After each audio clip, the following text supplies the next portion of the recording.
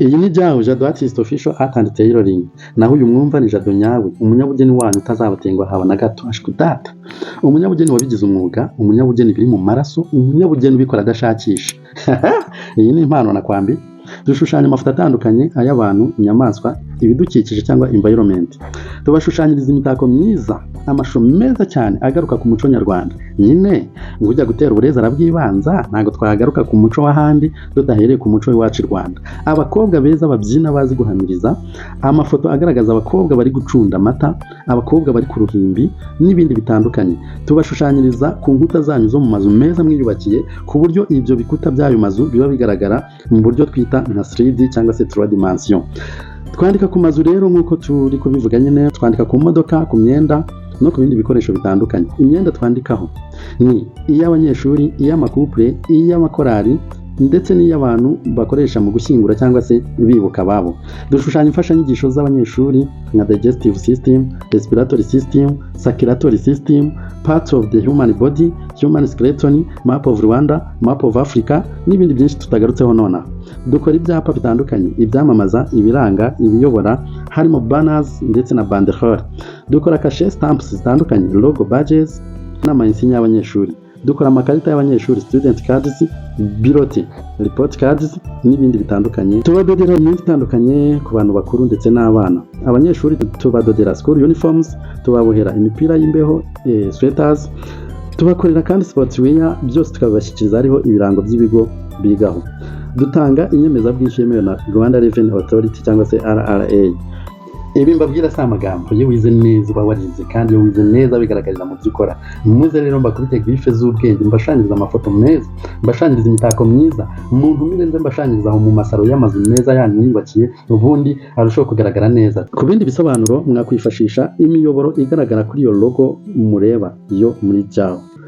Ciao, ni Jado umunyabugeni wanyu utazabatengwa na gato. Mwiriwe neza nshuti bakunzi ba Jado Artist Official Art and Tailoring.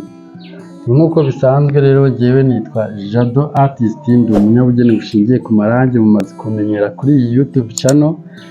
Ahangaha ntabwo ndi jyenyine, ndi kumwe n'umutumirwa agiye gutangira basuhuza anabibwire, ubundi dutangire ikiganiro. Karibu. Ndabasuhuje mwese, muraho nshuti bakunzi ba channel yitwa Jado Artist. Ndabaramukije, nitwa Nshimiyimana Jean Bosco. Nanjye rero naje nk'umutumirwa, ariko niteguye gutanga umusanzu wanjye ku kiganiro tugiye kugirana kijyanye n'urukundo ko rugomba kuganza iteka mu bantu. Urakoze cyane Bosco. Tugiye gukora ikiganiro cyerekeye ku rukundo, nk'uko n'ubundi content yo kuri YouTube channel yitwa urukundo ruganza iteka mu bantu. Tuba tugomba rero kugira umusanzu dutanga umunsi ku wundi kugira ngo urukundo ruganza iteka mu bantu, nyine nk'uko tuhora tubisubiramo buri munsi. Ijambo urukundo ntabwo ari rishya mu matwi y'abanyarwanda, ntabwo ari rishya mu matwi yawe nawe nk'umunyarwanda nyine kamenya. Ubu rero twifuza kukubaza ku bijyanye n'abajene baba bari nko muri dating cyangwa se ibyo twita fiançailles, baba bitegura kurushinga, kujya mu rugo. Ni izihe nama wabaha kugira ngo icyo kintu bagiye kwinjiramo nk'umuryango, nk'urugo, kizarushaho kubabera cyiza? Wenda icyo nshobora kuvugaho, urumva fiançailles ni nka stage y'uko bazabana. Urumva baba batangiye imyiteguro yo kugira ngo bazabane. Ariko nyine wenda icyo navuga cyo, byanga byakunda ku isi, wenda wavuze ngo uruhare rwanjye nk'umunyarwanda ku isi hose, haba abirabura baba ari abazungu, kugira ngo wenda hazemo ibyo bintu byo kubana, habanza urukundo, isano iri hagati ya bose, gukundana bombi, ari uwo mukobwa ari uwo musore. Abo bose nyine ni abantu usanga baba biteguye kugira ngo babane, kandi umuntu uwo ari we wese ku isi burya yishimira ko, cyangwa se wenda abateganya mu buzima bwe ko atazabaho wenyine. aricara nyine agategereza akavuga ati igihe nikigera ngomba kuzabana n'uwo nakunze. Urumva rero wenda ibintu bijyanye na fiyansaye ikintu nabivugaho ni cya gihe umuntu ashobora kwitwara neza cyangwa se akareba imyitwarire ya kanaka bari kumwe. Urumva nyine abantu ntabwo baba bahuje imico bitewe n'uko umuntu yakuze, usanga cyangwa se n'aho yagiye usanga ashobora kugenda akahavoma imico itandukanye yaba myiza cyangwa se mibi. Urumva niba agiye kubana n'umuntu agomba kuba amuzi, daboro agomba kumanza yamumenye. Urumva rero niba ari mwa cya gihe cya fiyansaye ukareba wenda ukabona afite imico mibi cyangwa se wenda afite imico myiza ari nayo yagukurura kugira ngo mubane, urumva aho ngaho aba ari ameni. Naho nyine iyo ari ya mico idahwitse, mbese nawe uri umuntu urezona utekereza neza, iyo mibanire ntabwo iba yemewe, ntabwo mwabana, kuko urumva nta yasa n'ibirabahuza nk'urukundo. Urareba nyine ya mico irahabanye yawe, wenda wifitiye imico myiza, ntabwo rero uzasanga wa muntu ufite imico mibi, ntabwo wategereza wenda ngo ndamushaka ngo kubera ngo mfite imyiza ngo nzamuhindura. Ntabwo biba bikwiye, ntabwo wavuga ngo uzahindura umuntu kuko byo ubwabyo biragoye ko waba wanahindura n'umuntu kwa. Mr. Bosco, urakoze cyane kuri iyo ngingo. Uravuze uti fiyansaye, mu kinyarwanda cyiza buriya fiyansaye ni ukurambagiza. Uravuze uti fiyansaye ni nka sitaje iberekeza muri cya kintu bashaka guhuza nyine bagakora cyitwa urugo. None ubwo niba mbyumva neza urashaka kuvuga ko muri iyo sitaje ariho umwe amenyera undi, akamenya imico ye n'undi akamenya mugenzi we, bityo bakareba niba bashobora guhuza. Hanyuma hari abantu bagera nko mu rugo bataramara wenda n'igihe kirekire, ugasanga batangiye gushwana. Ese muri ya fiyansaye twabonye haruguru twise nka sitaje, baba bariganye nabi cyangwa se ni ikihe kibazo kiba cyarabayeho? Murabona nyine umuntu iyo agiye kwimenyeza ikintu icyo ari cyo cyose, hari uburyo wenda ashobora kujya kwimenyeza, ugasanga wenda hari ibyo atari kwitaho, ariko nyine ibyo bintu atari kwitaho ari byo bintu byakabaye ari ingenzi. Ugasanga wenda nk'umuntu wenda yaraje wenda ku bijyanye n'imibanire, niho ngiye gutanga urugero, nk'umukobwa ugasanga ari gutsitsa ku mafaranga yanjye, kandi ayo mafaranga mu by'ukuri nshobora kumuhereza amafaranga nyine mbaye yafite menshi, ariko nyine ya mafaranga akagenda akamuhuma amaso, nyamara twazajya kubana ugasanga bya bindi by'amafaranga arabyibagiwe, kuko urumva yaryaga amafaranga yanjye akiri iwabo, ariko noneho yageze iwanjye wenda ntangiye kumukontorora bitewe nyine naramuretse kubera yuko twari turi guteretana mukeneye, ariko nyine namaze kubona yuko mufite neza, noneho ibintu bigahinduka. Ntabwo yigeze yita ku rwa rukundo rwanjye mbere na mbere, ahubwo yitaye kwa ya mafaranga yanjye. Urumva rero niba yaritaye ku mafaranga, ntabwo nta kuntu tuzamenyerana biri aho ngaho, kandi nyine yarakunze amafaranga yanjye atari ibyo yakunze. None ubwo tukiri aho, niba mbyumvise neza uragira uti naramuretse muha amafaranga akiri iwabo kuko nari mukeneye, ariko tugeze mu rugo ndabibona ko mufite neza, noneho ubu ngiye kumukontorora. Ese aho ngaho ubwo ntiwaba ari wowe wakoze amakosa? Kuki bya bindi wamumenyereje kuki utakomeza kubikora mugeze no mu rwanyu, na cyane ko wakabaye warabikoze nyine wumva ko nyine ari ibintu uzashobora, ari ibintu bizahoraho. Ako kantu ko guhindura imyitwarire y'ukuntu wamutwaraga akiri iwabo wabivuze neza, ngo waramuretse kuko wari umukeneye. Mu by'ukuri mbega wabaye nk'umuntu uri kumureshya, ahubwo umuhuma amaso wowe bitewe n'amafaranga yawe, ageze umugejeje iwawe utangira kumugerera, utangira kumukontorora kuko nyine umufite neza, niko wavuze.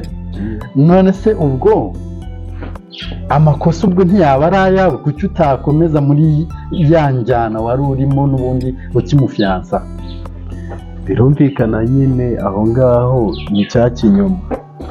Ni ikinyoma, kandi umuntu abaye agukunda akwereka intege nke ze, cyangwa se wenda akakwereka amikoro ye. Urumva rero njyewe hari icyo nari ngukeneyeho muri ako kanya, unsaba ayo mafaranga, ndaza nyine amafaranga ndayaguha, ariko muri make nari ngamije wenda nko kuguhima, kuvuga ati wenda akeneye amafaranga yanjye, ariko nyine wenda ngiye kumuhemukira mu rukundo yari arimo wenda na kanaka ku ruhande, ariko nyine nkabikora ngamije kugira ngo nguhemukire gusa. Urumva rero aho ngaho ibyo ngibyo bibaho, abantu bagomba kwitonda. Niba umuntu ari kumwe n'umuntu, nta kintu burya cyagombye kubatanya. Aho amafaranga ni ibintu biza bigashira, wabaho ukayakorera ukayashaka, kuko n'abantu bakize ntabwo ari uko bavutse ari abakire, hari igihe bavutse ari abakene ariko bagakora ibintu bakabigeraho. Nk'umukobwa rero, nk'umujene gariso, umujene fi, ikintu bagombye gukora, yagombye kureba akavuga ati amafaranga avuze iki, agashaka ahubwo wa wundi umutima we wifuza, wa wundi niyo bazakena bitazigera agira ingingimira, wenda ari kuvuga ati byagenze gutya, byabaye uko ntabiteganyije. Tutarajya kure, akantu ko kuvuga ngo wamuhaye amafaranga ugira ngo umuhemukire mu rukundo yari arimo n'akanaka, uraza kubihuza gute? Gukundana no gukorera ibintu uwo wita kuri gukunda ugamije kumuhemukira mu rukundo yari arimo n'undi muntu, birahura bite? Urukundo, guhemuka, gira icyo ubivugaho, tuma abantu babyumva neza. Ariko turabizi cyane cyane ibyo bibaho. Uzi ko ku isi abantu banga bimereye neza. Yego. Ukabona nyine wenda ndaho nikundaniye na fiyanse wanjye, ariko nyine ukavuga uti barababayeho neza, ariko reka mbahemukire, reka mbahime. Nyine bakareba, wabona uryohewe n'urukundo, bakaba baravuze bati reka tubidobye. Wowe ugashaka gushora amafaranga yawe kugira ubahemukire gusa, nta nyiramacibiri umukure kwa Cyabitama hariya yari ameze neza, umukurure n'umugezi wawe umuhime. Nibyo. None se njyewe rero numva ubundi bavuga ko amafaranga ari ifumbire y'urukundo. Nibyo se buriya. Ni ukuvuga ngo iyo ukundanye n'umukobwa ufiteho no ku dufaranga, byose ukabasha kubibaransinga ku buryo nta kiruta ikindi. Rwa rukundo ukaba urufite, n'amafaranga ukaba uyafite, nubwo ataba ari menshi, ariko nyine ukabasha kuyabanamo neza na fiyanse wawe jusqu'à la maison, kugeza nyine mugeze mu rugo. None ubwo aho ngaho ubikoze gutyo, amafaranga yaba akiri ifumbire y'urukundo, cyangwa ahubwo yaba ari kurwangiza? Kamemu nyiramacibiri uramufashe, umukuye kwa Cyabitama, umushyize iwawe, umukuruje ya mafaranga, ageze iwawe, ya mafaranga wabaye nk'umwereka, ntayagizeho uburenganzira. Siko bimeze? Nese ubwo ayo mafaranga yaba kibaye ifumbire y'urukundo? Amafaranga ashobora kuba ifumbire y'urukundo kwa ba bantu nyine bashakanye, wenda bagashakana nta kintu bafite, ariko byagera nyuma ayo mafaranga akaza, urumva iyo aje biba byiza. Wenda bahereye kuri dukeya bari bafite, barakora bafatanyije, bagira ikintu bageraho. Icyo gihe nyine urumva amafaranga yaje ari gufumbira rwa rukundo. Bararuhanye nta mafaranga bafite, none nyine bigeze aho ngaho, makeya araje cyangwa se menshi, urumva ni ifumbire y'urukundo. Ariko noneho hari ahandi ashobora kuza ahubwo ari ikirumbo. Urabizi nyine umuntu arafumbira, akeza akeza imyaka myinshi agasarura Ya, agashyira ku agasarura isoko. byinshi Ya. ariko noneho hari n'uburyo umuntu ashobora kurumba. Rumba ifite amafaranga, ujya ikintu icyo ari cyo cyose iyo cyaje kiri guhemuka, urabona nk'umuhinzi iyo ahinze izuba rikaba ryinshi cyangwa se imvura ikaba nyinshi, icyo gihe biba byagenze bite, haba hajemo ikirumbo, mbese bya birumbo biba bitateganya. Noneho reka nse n'ubigobanura hari ingaruke mu njyana twari turimo. Urukundo aha hari aho uvuze uti abantu bagashakana wenda bafite amikoro make ariko bashyira hamwe amafaranga akaza, icyo gihe ayo ngayo abaje ari ifumbire y'urukundo, it's okay. Ariko noneho hari nk'abantu babona amafaranga barashakanye, wenda ari abantu baciriritse bari aho badafite ubuzima buri hayi, ariko bamara kugera ku bintu ugasanga umwe atangiye kubona ko uwo babana atakimubereye cyangwa se yamwibeshyeho bitewe na revo bagezeho, agatangira kubona abandi bameze neza, mbese hakavamo no guhemukirana. Abo ngabo bo wabavugaho iki? Kwaba abantu bakoze bagera ku byo bagezeho bagatangira guhemukirana. Yego, umwe agatangira kubona ko uwo babana atamubereye, agatangira kubona ko yamwibeshyeho, akavuga ati mbese kanaka yaranyibye cyangwa se madamu yaranyibye.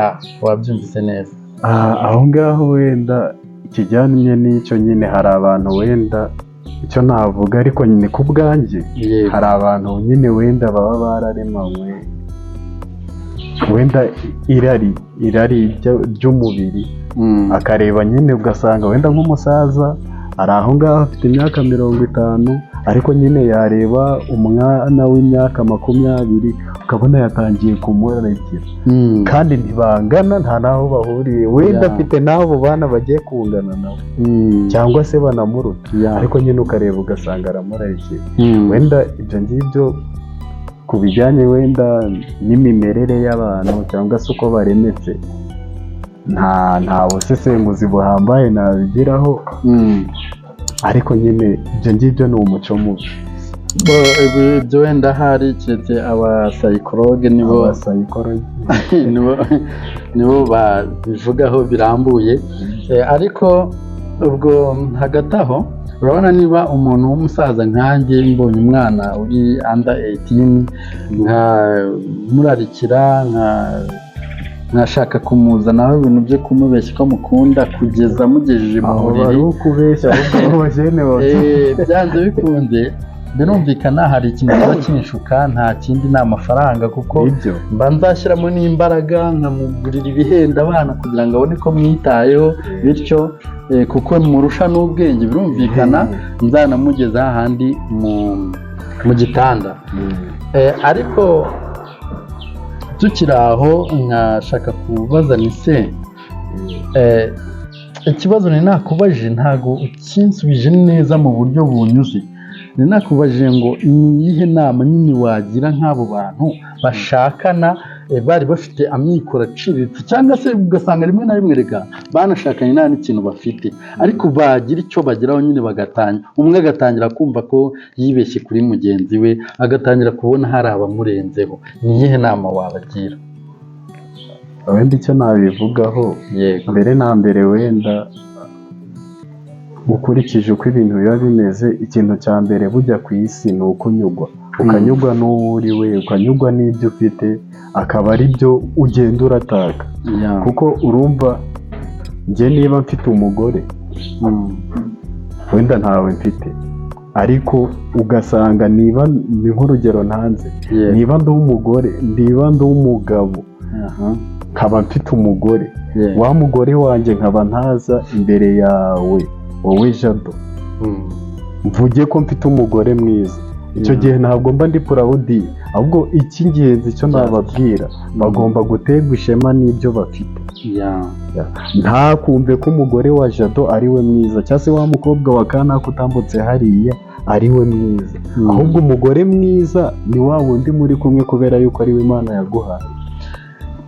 wenda nanjye icyo nakongeraho kuri utwo tuntu uvuze, buriya umugore twamufata nka jaride. nibyo Jaride iyo uyitaho ukayuhira ukakuramo ibisambo, ibisambo ni biriya byatsi biba bimereramo wowe udakeneye.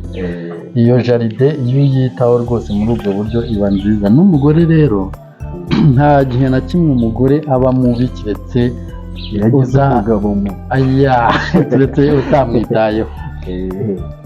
Hanyuma rero dusoza kino kiganiro nagusaba kugira inama, wenda aho ngaho twasaga n'abinjiye kuri sayidi y'abantu bashakanye, nagusaba noneho kugira inama, kugira icyo uvuga kuri bariya bana, bariya bajene noneho bari muri dating, bari gutangira urugendo rwo gukora umuryango. Ni iki wabagiraho inama bashobora kwitondera? Ni iki bashobora gushyiramo imbaraga kugira ngo ibintu byabo bitazabananira kandi mu by'ukuri bari bageze aho byakabaye bibaryoheye?